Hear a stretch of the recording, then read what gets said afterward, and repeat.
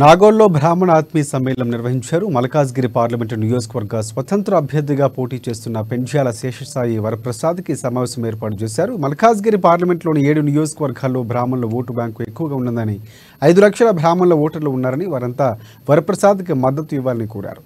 ఇక వరప్రసాద్కి ఓటేస్తామని వాగ్దానం చేశారు.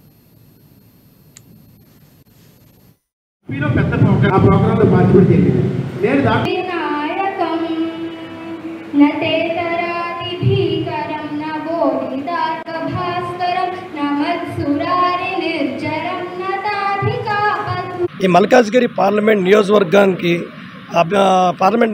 నేను స్వతంత్ర అభ్యర్థిగా ఎందుకు నిల్చోవాలని అనుకున్నానంటే, నేను ఈ 7 నియోజకవర్గాల్లోనూ కూడా మన బ్రాహ్మణికం ఒకటి చాలా ఎక్కువగా ఉంది. ఫస్ట్ ఆఫ్ ఆల్ ఈ బ్రాహ్మణ ఓట్లు చాలా ఉన్నాయి.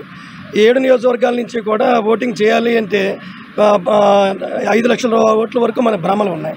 ఈ బ్రాహ్మణ ఓట్లు ప్రతి ఒక్కళ్ళు వేసి నన్ను ముందుకు తీసుకొస్తామని ప్రతి ఒక్కళ్ళు నాకు వాగ్దానం చేశారు.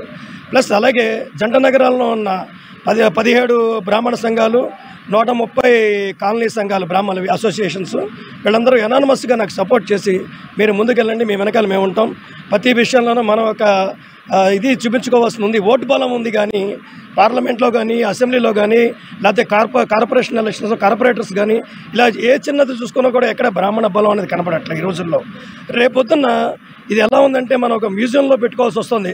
మా తాతలు అది ఎమ్మెల్యే చేశాడు, ఎంపీ చేశాడు, లేకపోతే ఇంకోటి చేశాడు అని చెప్పుకోవాల్సిన పరిస్థితుల్లోకి దిగజారిపోతున్నాం. ఈరోజు నేను ఈ ధైర్యం చేయకపోతే రేపొద్దున్న మన